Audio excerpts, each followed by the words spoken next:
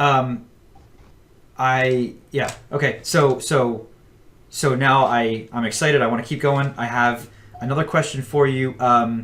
Let's say I have an idea. I'm ready to patent something. I have this invention, this idea. Um, Maybe I do have a prototype. Maybe I don't. When is the best time to reach out to a patent attorney and involve them in this process?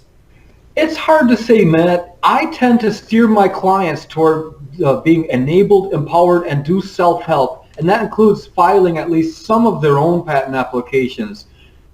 But I've recently been running into problems that a lot of people trust me, they rely on me, they respect me, and they say, Chris, I would really rather have you do it.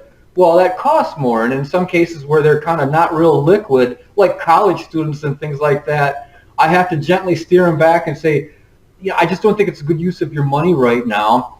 And I don't feel comfortable. I'm moving the mouse. Yeah, there is a link on my website to show a person how they can file for patent themselves. No attorney is required. And I like my clients to do that. What's that link?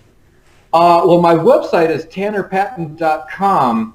And then the middle button, there's a button one. See, the thing is, if I switch out, I might lose you. I'm still learning this video Well, interface hey, here. hang on. We'll put the link for that page in the description of this video.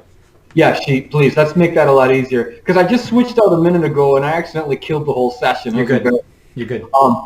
But Matt, to reach out to an attorney, they can reach out to me anytime. Emails are free. Phone calls cost money. If they send me an email and say, Mr. Tanner, I'm not quite 100% sure what I should do, my response will probably be, file what you got. If you have a PowerPoint, if you have some drawings, if you have some kind of rough, limited idea, you made it with duct tape and got some digital photographs of it, throw that in an envelope and file it for $70. I shouldn't, it's not an envelope, PDF files. Sure. So let me take a step back. I want to ask you a follow-up question because that's where you're leading into. Can someone file their own patent? Do they need a patent attorney? And if they can file their own patent, what does that actually look like in terms of the process? They can and they should, Matt. What it looks like is that they have to go to the USPTO.gov website, USPatentTrademarkOffice.gov, my former employer, and there's a long series of steps, and it's not easy, but I have seen people do it. I've seen college students do this and master it pretty quickly.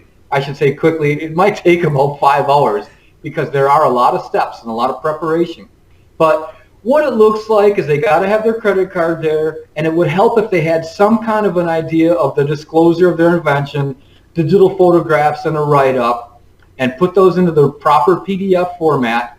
That alone, that right there, probably takes 2 or 3 hours and maybe longer than that. And then the actual filing, they have to go to a certain link inside the USPTO.gov website, Government Patent Office website, and the steps are shown in that self-help video that I include on my website. And also, as part of this YouTube channel that you and I are on, I'm going to be creating a self-guided video that I make that shows people the explicit steps necessary. But what it looks like, Matt, it looks like you got to know how to make up PDFs the right way, and you got to be able to tolerate the government filing interface, which uses some strange cryptic commands that are not easy. But I've seen people do it. I've seen literally 40 or 50 people do it themselves. Okay.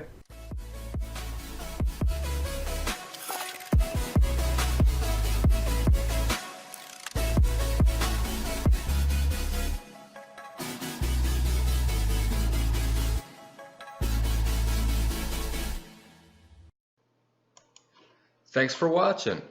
Let me know any other topics you want me to discuss. This YouTube channel is to help you. This is for information. I want to hear from you and I want to know what things are on your mind.